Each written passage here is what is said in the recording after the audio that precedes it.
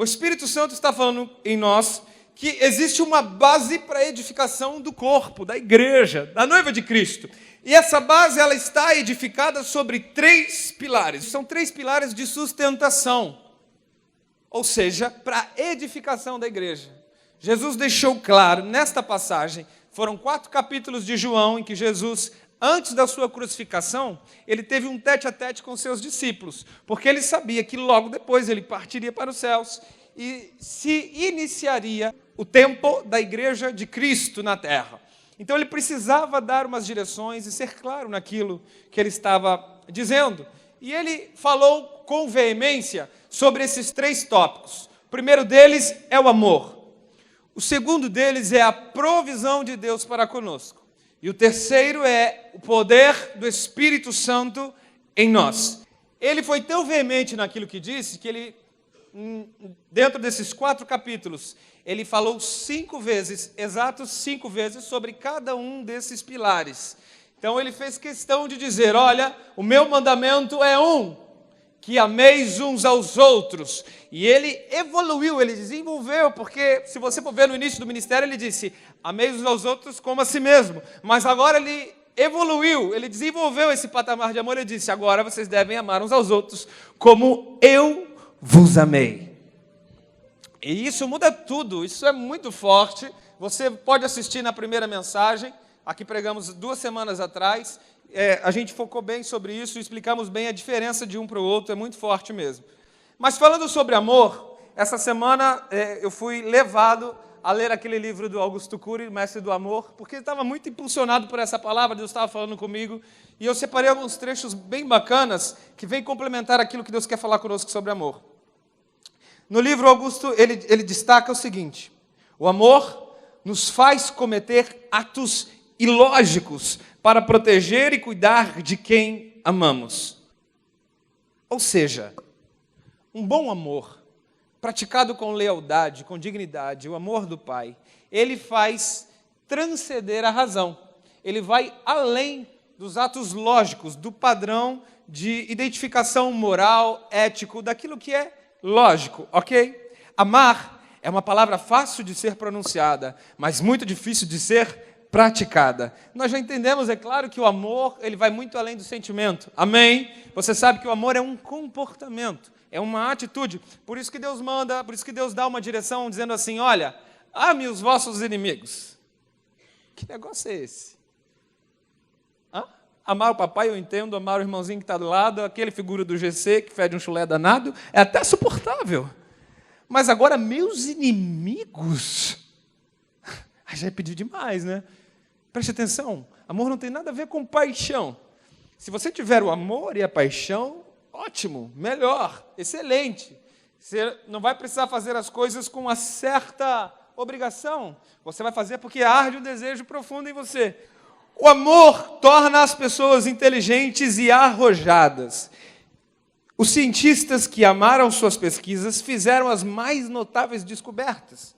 Os professores que amaram seus alunos entraram no território das emoções e marcaram para sempre a vida dos seus alunos.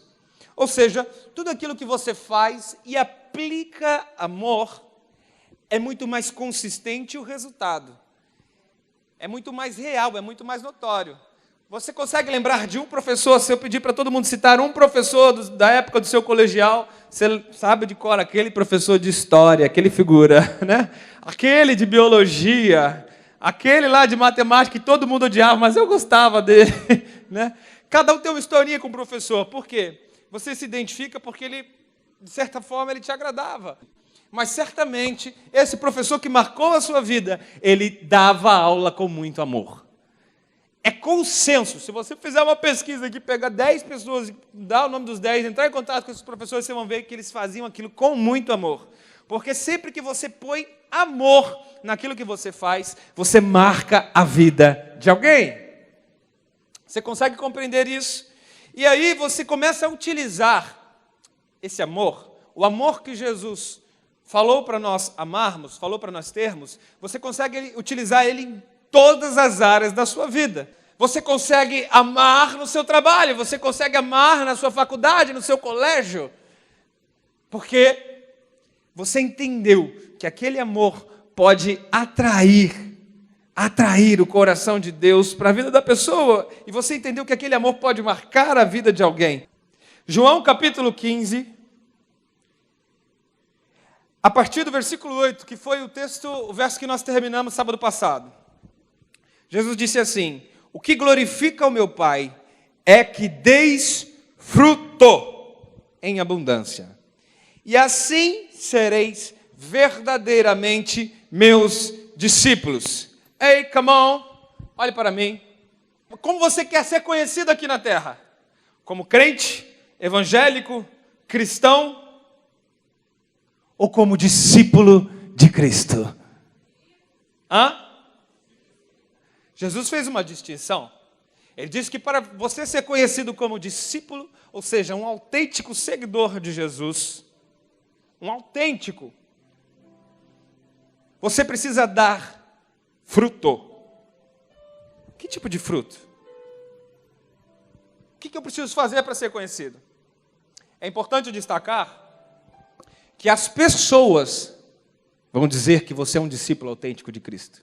Você não precisa carregar uma placa, você não precisa carregar objeto nenhum pela cidade, você não precisa fazer nenhuma tatuagem, você não precisa se identificar com uma marca, um logotipo, botar um outdoor na sua testa, você não precisa andar com uma melancia pendurada na cabeça, para que as pessoas identifiquem você. As pessoas que conviverem com você, elas testemunharão a seu respeito. Algumas pessoas elas não vão conseguir exatamente identificar que você é um discípulo de Cristo, mas elas vão com certeza saber que você é diferente. Elas vão dizer: aquela menina, ela tem um negócio diferente, né? Já viu isso? É disso que estou falando. É das pessoas olharem a teu respeito e elas testificarem. Verso 9. Assim como o Pai me amou, eu da mesma forma vos amei. Permanecei no meu amor. Para um pouquinho aqui. Reflete comigo esse verso. Verso 9. Assim como o Pai me amou. Jesus Cristo está falando. Assim como o Pai me amou. Eu vou te perguntar. De que forma Deus amou? De que forma o Pai amou? Porque para você entender esse texto, você precisa saber de que forma é que ele está falando. Ou você é do tipo que lê os textos e faz de conta que entendeu? João capítulo 3, versículo 16, diz assim: que Deus amou o mundo de tal maneira que deu. Então, o jeito que Jesus está falando do Pai amar é de dar. O verbo aqui, a ação de Deus é dar, oferecer.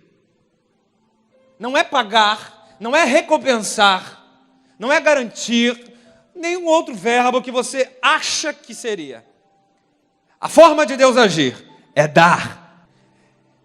Da mesma forma que o Pai me amou, eu vos amei. Sabe por que Jesus está dizendo que amou da mesma forma? Vai para o versículo 13, rapidinho. Versículo 13 está na mesma folha, diz assim: não existe amor maior do que este, de alguém dar. Olha aí, é a mesma forma. A mesma de João 3,16. Jesus está dizendo: dar. Essa é a forma que nós devemos amar. Então, vem a primeira pergunta para você refletir. O que você tem dado para outras pessoas? O que você tem acrescentado na vida de alguém voluntariamente? Você sabe, nós já falamos nesse altar, você já ouviu em muitos outros lugares, e há um consenso hoje, principalmente no mundo dos negócios, no business, no coach, é um consenso de que hoje a coisa mais valiosa, mais importante para nós se chama tempo. Acho que nunca, nenhuma outra geração, o tempo foi tão valioso como tem sido hoje. Porque tem tantas coisas que nos roubam tempo, né? Os nossos pais, nossos avós, quanto mais o bisa, não tinha nada disso que toma metade do seu tempo. Aliás, 90% do tempo seu que é tomado hoje, seus avós, bisavós, eles não perdiam tempo com essas coisas. Acredite, sobra 10% para tomar banho e comer. Estou dizendo o tempo que você está acordado. Então, o tempo ele é muito diferente hoje daquilo que foi as gerações passadas. Então, ciente de que tempo é aquilo que tem mais valor na nossa geração, eu vou fazer uma pergunta mais direta agora, mais clara para você. Quanto tempo por semana você tem dado para a vida de alguém? Quanto tempo no que você se dispõe a se envolver? Talvez você pense, eu não vou dar o discipulado porque eu ainda estou muito cruzão, eu estou faz pouco tempo na fé, eu não sei nada, eu ainda tenho que passar por isso, eu tenho que ter ainda 77 anos de vida com Deus para conseguir discipular alguém, né? Não é para mim esse negócio. Tem certeza?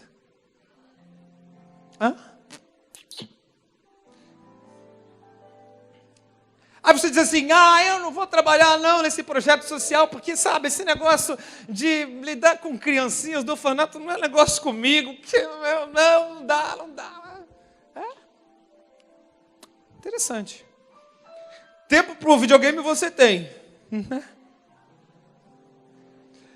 Tempo para o Facebook e para o WhatsApp, é certo que é importante para você esse tempo, é valioso.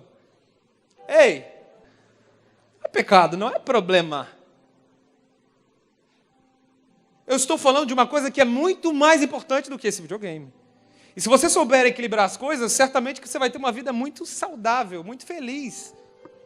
Se você conseguir dedicar tempo de amor ao próximo e conseguir dedicar tempo para si mesmo, para os seus prazeres naturais, que todo mundo tem que ter, show de bola. Mas existe esse equilíbrio?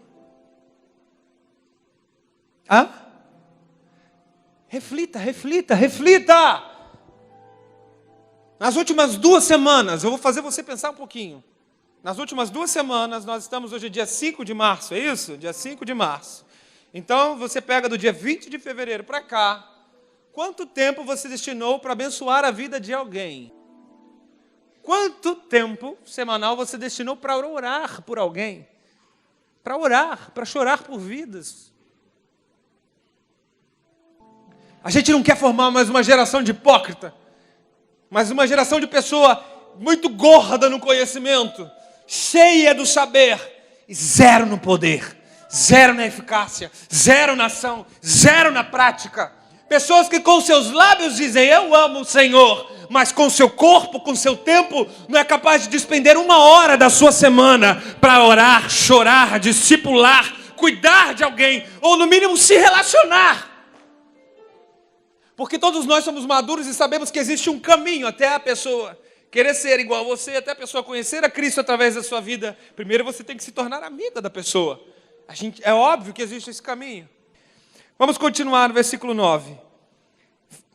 O mesmo versículo 9, o final do versículo diz assim, permanecei no meu amor. Esse verbo é para nós. Permanecer, fazer. É o verbo de Josué, que Deus destinou a ele. Tão somente tende bom ânimo.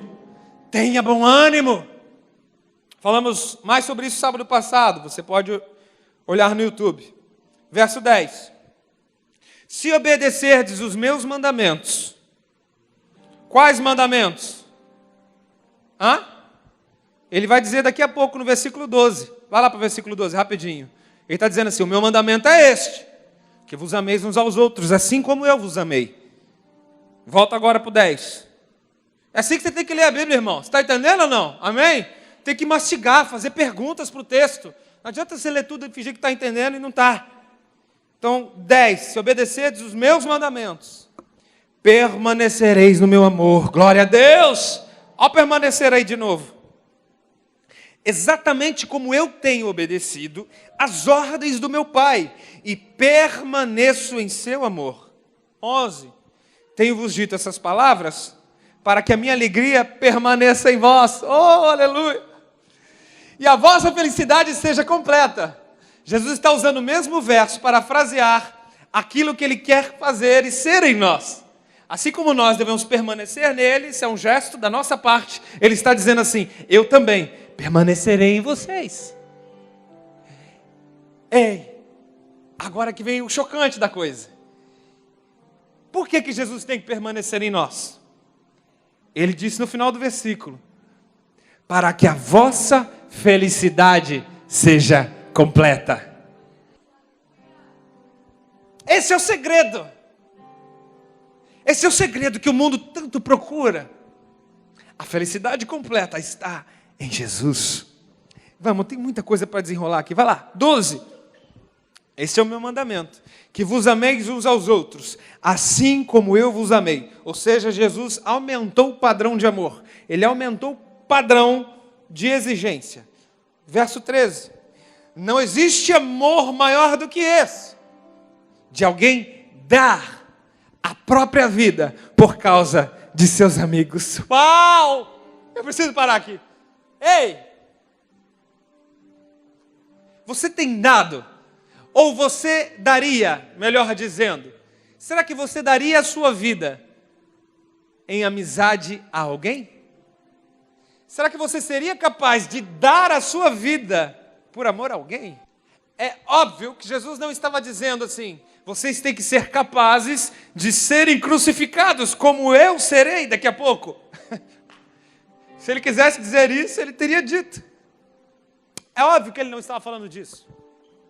Mas ele estava falando que nós devemos ter a atitude de dar a vida. Qual é o sentido disso?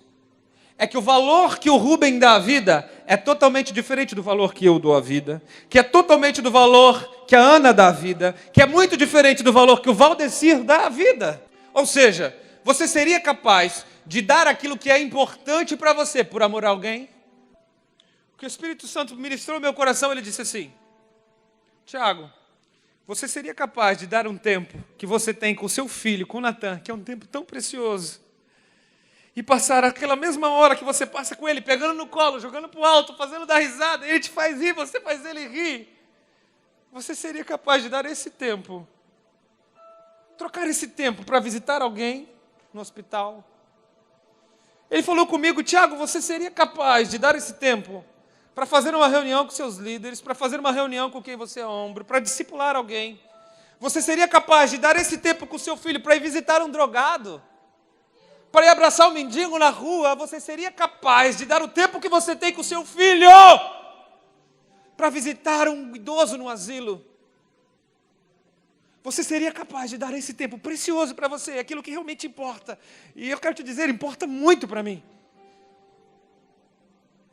Ali eu chorei. Irmão. É isso que Cristo está falando conosco.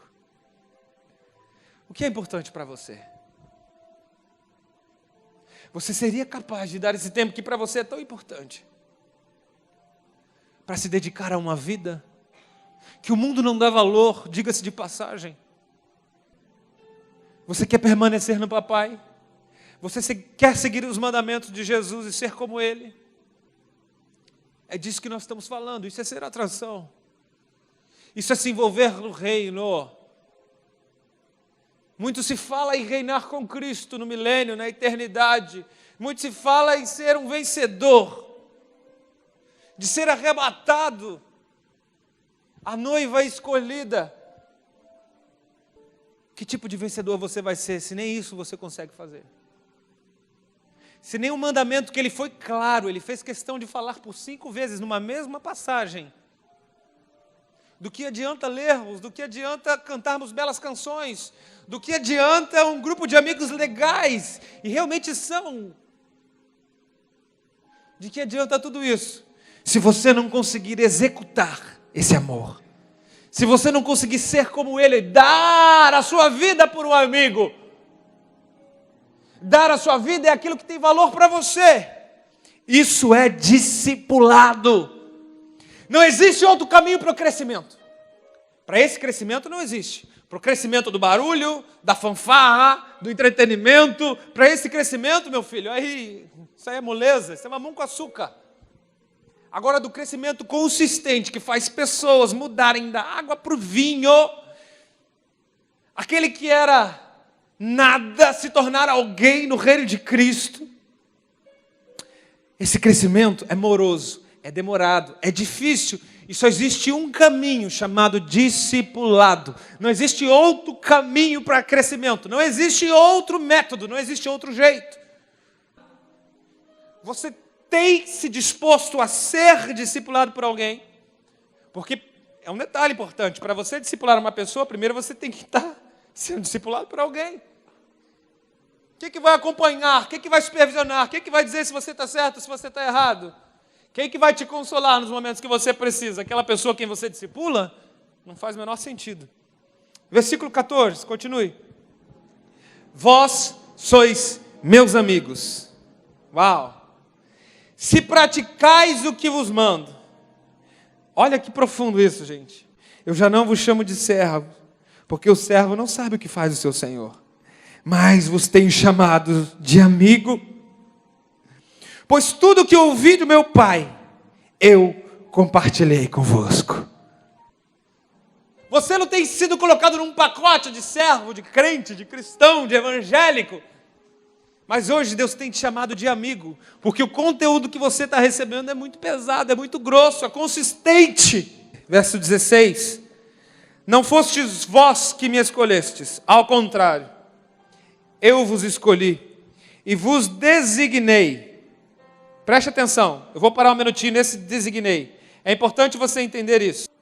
O verbo designar, em grego, exprime o estabelecimento de alguém em um cargo, assegurando-lhe todos os meios de o exercer eficazmente.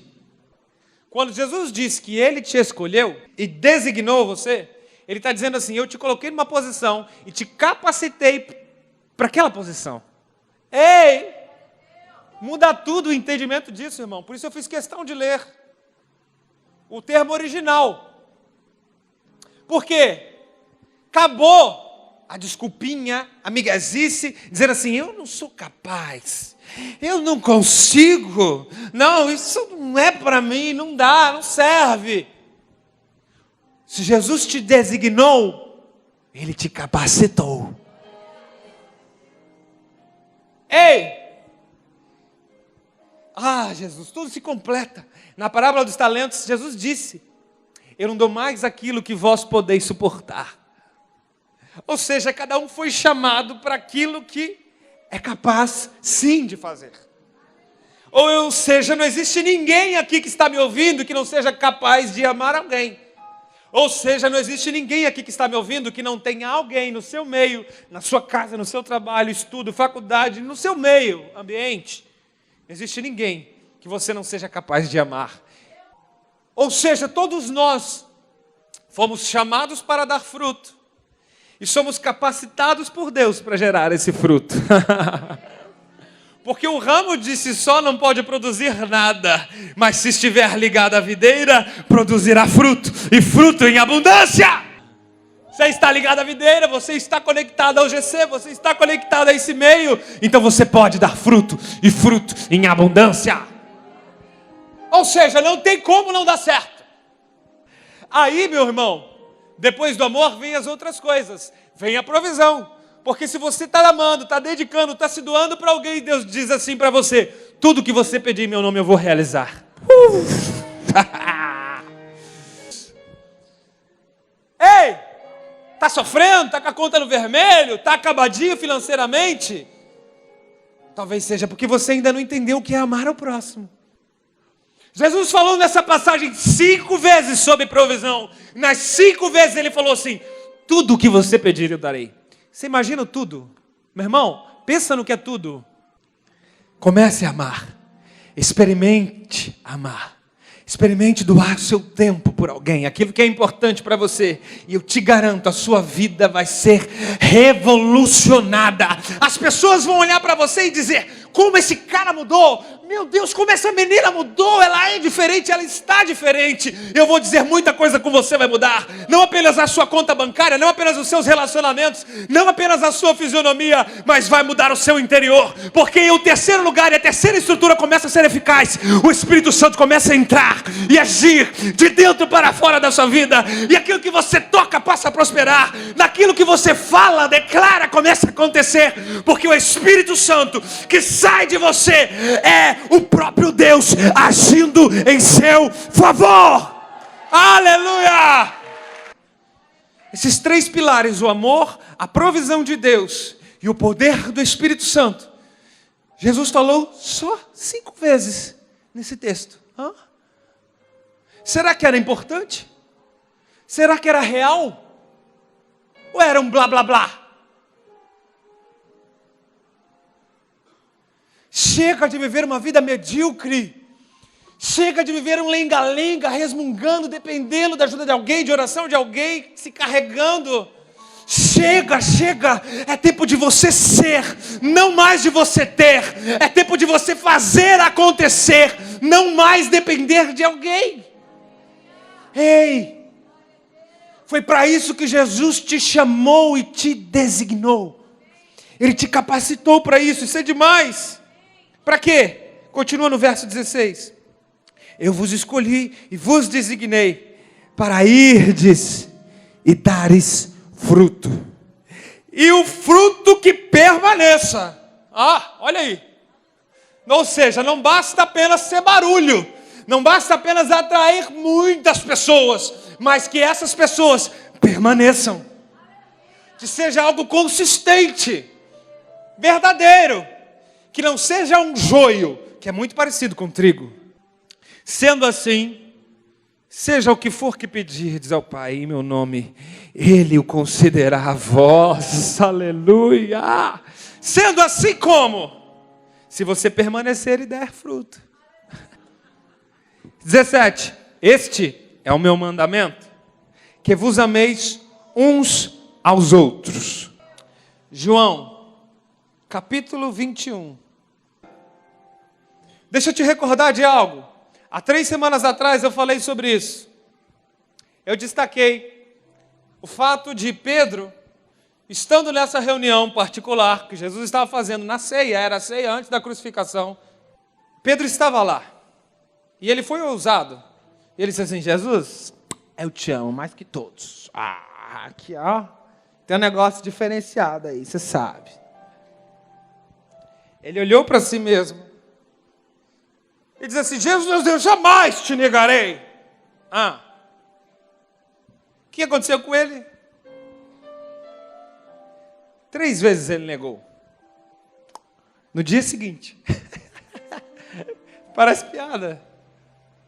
E é claro, o sentimento de Pedro era verdadeiro. Mas qual foi o grande erro dele? Foi de olhar para si e deixar de olhar para Deus. Quem aqui já teve um acidente de carro? Quem já teve? Quem já bateu o carro assim? Feio. Pedro, ele tinha acabado de se envolver num acidente desses. Emocional. Algo que gerou uma ferida muito grande nele. Algo que quebrou ele no meio. Ele diz assim: eu achava que eu era discípulo. As pessoas me chamavam de discípulo. Até me confundiram com ele. Largou tudo. Largou tudo e voltou para pescar. Deixou.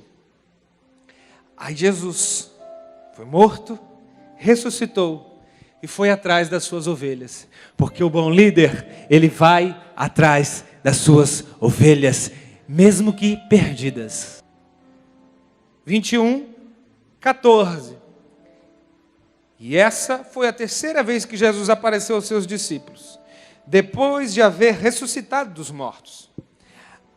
Assim, após tomarem o desejum, Jesus questionou a Simão: Simão, filho de João, tu me amas mais do que estes outros? Respondeu ele: sim, Senhor, tu sabes que te amo. Jesus encarregou: então cuida dos meus cordeiros. Outra vez, Jesus lhe perguntou: Simão, filho de João, tu me amas? E ele afirmou: sim, Senhor, tu sabes que eu te amo. Jesus então lhe disse: então pastorei as minhas ovelhas. E pela 3ª vez Jesus perguntou: Simão, filho de João, tu me amas? Pedro então ficou angustiado. Jesus tocou na ferida. Porque Jesus havia lhe perguntado pela 3ª vez: tu me amas? E Pedro lhe respondeu: Senhor, tu conheces todas as coisas. Tu sabes que eu te amo. E Jesus o comissionou: então, apacenta as minhas ovelhas. Ei!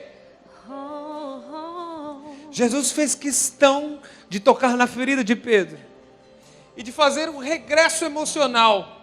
A psicologia explica isso muito bem. Jesus teve que voltar à cena, porque Pedro havia negado a Jesus 3 vezes, mas Jesus fez questão de lhe perguntar 3 vezes: tu realmente me ama, Pedro? Jesus estava dizendo assim: Pedro, se tu me amas, não precisa me responder com palavras, não precisa se afirmar numa máscara, num conceito em que as pessoas olhem e esperam ouvir algo. Ei, se tu me amas, Pedro, apacenta as minhas ovelhas. Jesus está te perguntando hoje: jovem, você me ama? Você realmente me ama? Jesus está dizendo: apacenta as minhas ovelhas. Cuida das pessoas que eu destinei a você. Aí você se pergunta: quem são as minhas ovelhas? As suas ovelhas estão no seu aprisco. E Jesus disse em outra passagem: as minhas ovelhas reconhecem a minha voz. Você sabe do que eu estou falando? As suas ovelhas reconhecem a tua voz. Ou seja, a sua ovelha é o seu melhor amigo, a sua melhor amiga, o seu colega de trabalho. A sua ovelha é aquela pessoa que você gasta um tempão no WhatsApp, falando um monte de coisas, mas não experimenta para dar um pouco a sua vida por ela e se entregar naquilo que é consistente e gerar nela um fruto que Deus quer. Essa é a sua ovelha. Quem é a sua ovelha? Você sabe de quem eu estou falando. Você sabe de quem estou falando. Aquele irmão mais novo que você nunca deu atenção. Você sabe de quem eu estou falando. É aquele sobrinho, é aquele vizinho que olha para você e você é uma referência na vida dele. Você está entendendo o que eu estou falando? Você sabe bem de que eu estou falando. Você é uma referência para a vida daquele seu filho, da vida daquele irmão mais novo, na vida da sua esposa, do seu namorado, da sua namorada. Você tem sido uma referência. Essa pessoa reconhece a tua voz como um líder, como um pastor. Ei, chegou a hora de você pastorear as ovelhas de Cristo, porque essas vidas não são tuas. Deus entregou nas suas mãos para você dar fruto, para você gerar fruto. Que essas vidas sejam geradas no Senhor de uma vez por todas. Eu quero dar fruto. Ensina-me a amar como tu amas. Ensina-me a crer. Nós já vamos louvar. Nós já vamos louvar com essa canção que é propícia demais. Mas te coloca de pé agora. Aleluia, aleluia. Eu preciso esclarecer um negócio. Tem pessoas que elas têm a capacidade de atrair um conjunto grande de pessoas. Você já viu aqueles líderes de sala? São pessoas que parece que são mais extrovertidas. Já é um líder nato, consegue influenciar pessoas mais facilmente. Você entende o que eu estou falando? Sim ou não? Talvez você seja essa pessoa. Digamos que você é a pessoa que Deus deu 5 talentos. Deus te deu mais talento. Ou seja, Ele te deu capacidade de falar, de se comunicar bem, de se relacionar com mais gente. Eu vou dizer, o peso sobre você é um pouquinho maior. Existem pessoas que Deus deu 2 talentos, que elas não envolvem uma sala de aula, mas tem um grupo na sala de aula, uma meia dúzia de gente, que olha, todo mundo depende da sua resposta. É o setor no trabalho, não é exatamente a firma toda, o sindicato inteiro, mas aquelas mesas que estão em volta, tem um momento que eles param para te ouvir e sempre perguntam a tua opinião. Deus te deu 2 talentos. Você tem isso em você. É natural que as pessoas te sigam, porque é natural que você atrai muitas pessoas. Não é eu que julgo o peso maior sobre a vida de quem quer que seja. Não sou eu que julgo. É você e Deus. O negócio é com você e Deus. Você está entendendo? Mas existe uma pessoa que Deus deu 1 talento. E eu vou te dizer, não tem nenhuma pessoa que Deus não deu nenhum talento. A pessoa que Deus deu menos foi 1 talento. Porque todos nós somos capazes de falar a vida de pelo menos uma pessoa. Talvez você diga assim: eu sou tão pequeno, eu sou tão frágil, eu sou tão insignificante que não tem ninguém capaz de me ouvir. Ah, tem. Você sabe de quem eu estou falando. Aquela melhor amiga, aquele melhor amigo. Se é uma pessoa só que Deus te deu que é capaz de ouvir, essa pessoa precisa ser gerada em Deus através de você. Um dia você vai prestar conta diante de Deus por essa vida. Se é uma vida que Deus te deu, é essa vida que você vai ter que prestar conta diante de Deus. E vai ter um dia que todos nós, está tudo claro e patente aos olhos de Deus. E vai estar lá, no relatório de Deus, aquele relatório que os anjos vão dia e noite enviar para Jesus, escrever: fulana passou 2h30 no WhatsApp conversando com fulano. Aí Deus pergunta: ah, é, anjo? É verdade, 2h30? E quantas vezes ela falou do meu nome? Ah, passou tantas horas assim no Facebook falando com o ciclano? Legal. E quantas vezes ela diz que eu sou o caminho, a verdade e a vida? Que ninguém vem ao Pai a não ser por mim, que não existe vida a não ser por mim. Todos nós um dia iremos prestar conta disso. Seja por uma vida, seja por duas, seja por centenas de milhares de vidas. Cada um sabe aquilo que recebeu de Deus, para quem Deus te designou. Agora vem com desculpinha de que você não é capaz, de que você não sabe falar, de que você não tem teologia para argumentar. Isso é papo furado. Isso se chama desculpa. Porque quem não quer fazer arranja uma desculpa, mas quem quer fazer dá um jeito. Você não precisa de teologia, você não precisa de curso de oratória. Você precisa abrir a sua boca e falar: Jesus é o caminho, a verdade, é a vida. Ele é tudo que você precisa. Sem Jesus você não é nada, mas com Jesus você é tudo. Sem Jesus você não pode nada, mas com Ele você pode todas as coisas. Todas as coisas. Eu não sou nada sem ti. Nada sem ti, Senhor. É por isso que Jesus não escolheu os capacitados. Ele escolheu um pescador, ele escolheu um cobrador de impostos, ele escolheu um incrédulo, ele escolheu um monte de gente que aos olhos dos homens não tinham capacidade alguma, mas ele simplesmente designou a igreja dele para essas pessoas. Pergunta qual deles que tinha um curso de teologia, qual deles que já tinha passado, se formado na escola de crescimento. Chega de desculpa esfarrapada. O Espírito Santo está falando na sua cara, de frente com você: é eu que faço, não é você. Sou eu que realizo, não é você. A vida quem colocou ele para você fui eu. Então abre a sua boca e vive aquilo que eu tenho te dado, aquilo que eu tenho te falado. Anuncia, fala, declara, e aí o meu Espírito vai começar a operar com eficácia. O meu Espírito vai começar a agir com poder e glória, e a provisão vai te acompanhar.